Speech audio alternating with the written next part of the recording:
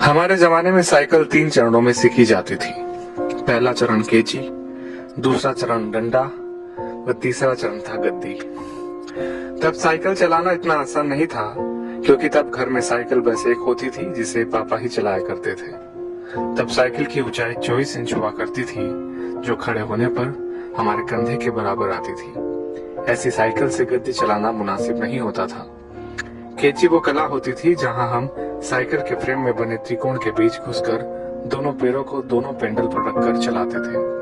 और जब हम ऐसे चलाते थे तो अपना सीना तानकर टेढ़ा होकर हैंडल के पीछे से चेहरा बाहर निकाल लेते थे और टिन टिन करके घंटी इसलिए बजाते थे ताकि लोग बाग देख सके कि लड़का साइकिल दौड़ा रहा है। आज की पीढ़ी इस एडवेंचर से महरूम है। उन्हें नहीं पता कि 8-10 साल की उम्र में 24 इंच की साइकिल चलाना जहाज उड़ाने जैसा होता था। हमने ना जाने कितनी दफा अपने घुटने और मुंह तोड़वाए थे। और गजब की बात तो यह है कि तब दर्द भी नहीं होता था।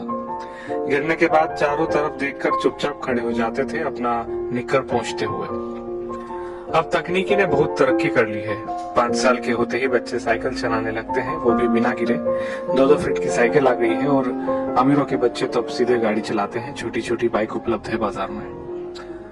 मगर आज के बच्चे कभी नहीं समझ पाएंगे कि उस छोटी सी उम्र में बड़ी साइकिल पर संतुलन बनाना जीवन की पहली सीख होती थी, जिम्मेदारियों की पहली कड़ी होती थी, जहां आपको यह जिम्मेदारी दे दी जाती थी कि अब आप गेहूं पिसाने लायक हो गए हैं। इधर से चक्की तक साइकिल डुगराते हुए जाइए और उधर से केची चलाते हुए घर वापस आइए। और यकीन मानिए, इस जिम्मेदारी को निभाने में खुशियां भी बड़ी गजब की होती थी। और ये भी सच है कि हमारे बाद केची प्रथा विलुप्त हो गई है। हम लोग ही दुनिया की आखिरी पीढ़ी है जिसने साइकिल चलाना 3 चरणों में सीखा था। हम वो आखिरी पीढ़ी है जिन्होंने कई बार मिट्टी के घरों में बैठकर परियों और राजाओं की कहानी सुनी, जमीन पर बैठकर खाना खाया, प्लेट में चाय पी है। हम वो आखिरी लोग हैं जिन्होंने बचपन में मोहल्ले में मैदानों में अपने दोस्तों के साथ परंपरागत खेल, गिल्ली डंडा, लुका छुपी, खो खो, कबड्डी, कंचे जैसे खेल खेले हैं। हम वो आखिरी पीढ़ी के लोग हैं जिन्होंने कम या बल्ब की पीली रोशनी में होमवर्क किया है और नोवेल पढ़े हैं। हम उसी पीढ़ी के लोग हैं जिन्होंने अपनों के लिए अपने जज्बात खतों में आदान प्रदान किए हैं। हम वो आखिरी पीढ़ी के लोग हैं जिन्होंने कूलर, एसी व हीटर के बिना ही बचपन गुजारा है। हम वो आखिरी पीढ़ी के लोग हैं जो अक्सर अपने छोटे बालों में सरसों का ज्यादा तेल लगाकर स्कूल और शादियों में जाया करते थे। हम वो आखिरी पीढ़ी के लोग हैं जिन्होंने स्याही वाली दवात या पेन से कॉपी, किताबें, कपड़े और हाथ काले नीले किए हैं। हम वो आखिरी लोग हैं जिन्होंने टीचर से खूब मार खाई है। हम वो आखिरी लोग हैं जो मोहल्लों के बुजुर्गों को दूर से देखकर नुक्कड़ से भागकर घर आ जाया करते थे। हम वो आखिरी लोग हैं जिन्होंने गोदरेज सोप की गोल डिबिया से साबुन लगाकर शेव बनाई है, जिन्होंने गुड़ की चाय पी है, काफी समय तक सुबह काला या लाल दंत मंजन या सफेद टूथ पाउडर इस्तेमाल किया है।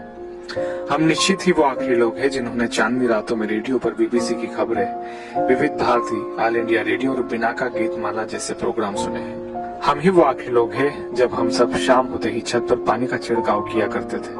उसके बाद दरी चादरें बिछाकर सोते थे। एक स्टैंड वाला पंखा सबको हवा के लिए हुआ करता था। सुबह सूरज निकलने के बाद भी ढीठ बने सोते रहते थे। वो सब दौर बीत गया। दरी चादरें अब नहीं बिछा करती है। डब्बे जैसे कमरों में कूलर, एसी के सामने रात होती है, दिन गुजरते हैं।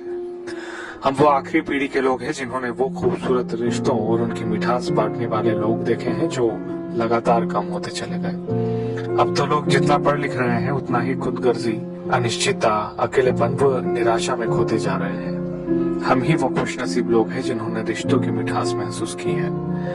हम एकमात्र वह पीढ़ी है जिसने अपने माँ बाप की बात हमेशा मानी है और बच्चों की भी मान रहे हैं।